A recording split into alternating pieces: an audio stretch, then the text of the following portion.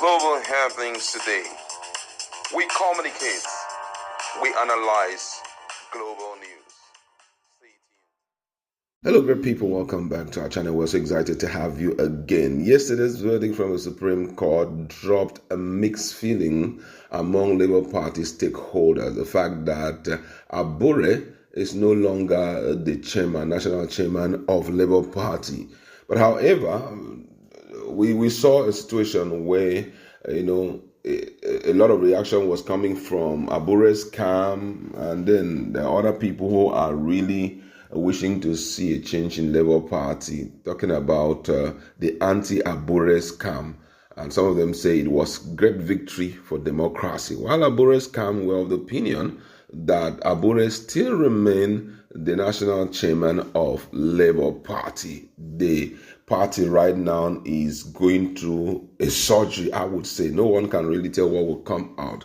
But the NLC has decided to dive into it, talking about Nigerian Labour Congress. Don't forget that Nigerian Labour Congress seems to be an integral part of the Labour Party, and they have taken a position which we are going to see in a jiffy, considering the fact that he has been sacked. Now, according to the news, the leadership battle within the Labour Party took a new turn on Friday after the Supreme Court set aside a previous ruling that recognized the Anambra Convention, which rectified the re-election of Julius Abure's National Working Committee. In a unanimous judgment, the 5-member panel of the Supreme Court overturned the Court of Appeal's decision, which has recognized Abure's leadership. The court emphasized that matters concerning party leadership are internal matters, and as such, the judiciary does not have jurisdiction over them. The court also noted that based on the submission presented, Abure's tenure has expired, and as a result, it dismisses the cross-appeal filed by Abure's faction of the party. While media outlet widely reported that the Supreme Court has sacked Abure, the Labour Party leadership quickly issued a statement to clarify that the judgment has been misinterpreted. National Publicity Secretary of Labour Party, Obiora Ifo, responded in Abuja, praising the judgment as a validation of the party's position that political matters are internal affairs. Later, the party held a press conference where Ifo reiterated that the judgment did not mean the dismissal of Abure. He emphasized that the Supreme Court's ruling upheld previous judgment from the High Court and Court of Appeal, affirming that party structures, including the leadership, should be decided internally by the party. The Supreme Court judgment didn't sack Labour Party National Chairman Julius Abure. Rather, it rightly upheld the preceding and accumulated High Court and Appeal Court judgment upholding the immutability of responsibility of Labour Party structure to choose its leader. That was the point that Ifo made. He went further to point out that the judgment also did not negate the Appeal Court ruling in Labour Party versus Ebisai and others, which reaffirmed Abure's leadership as valid and subsisting.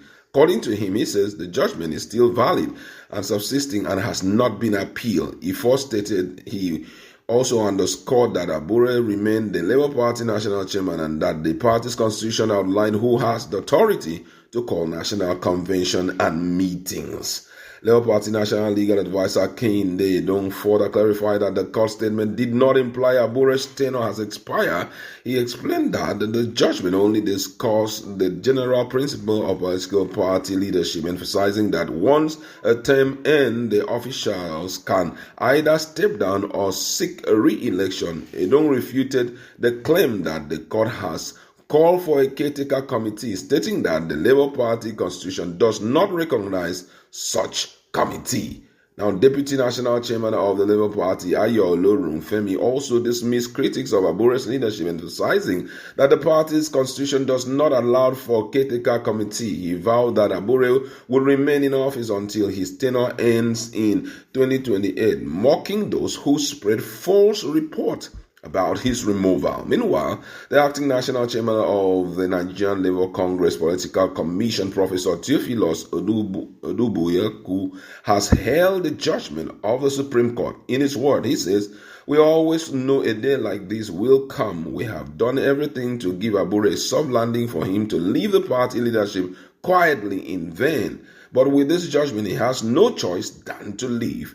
on how the NLC will handle the affairs of the party when Abure steps Well, down. I'm so happy Ndubu about this landmark said some judgment. members who were It's something that permanent is quite members deserving. on the board It's of the Labour something that Party is will quite set up encouraging a for any person caretaker to panel. resort to Also court anytime National such Caretaker situation like this Committee arises. of the Labour I'm happy Party, today supported that the by Labour Party figures has like come former to presidential stay. This is candidate a Peter people's Obi party. and This is Governor a party Alexoti everybody welcome believes in. the And I Supreme want to Court thank ruling the as a member and victory congratulate for all the the rule members of of the law. NCC, Committee's from the chairman, our national chairman, Usman, described the judgment as a significant step Usman, forward and for all other Nigerian members of democracy. the She called national for unity caretaker within the committee, party, urging and also members to focus the on advancing entire the Labour Party's mission leadership of our creating a just, NWC, equitable, and NEC, people-centered where you have the Nigeria. GUC In her members, words, where you have and the I quote, NLC he members, said the Labour where Party you have the remain Governor one Alexoti and the Deputy indivisible Governor, family, and steadfast in every other its person that is a mission member to of the Labour create Party, a and new all the Nigeria faithfuls that founded believe in on justice, democracy. equity, I think this is and quite resounding for people-centered democracy. It has governance. brought back She the encouraged belief party members at the to stay instance committed to and strength democratic of principles the during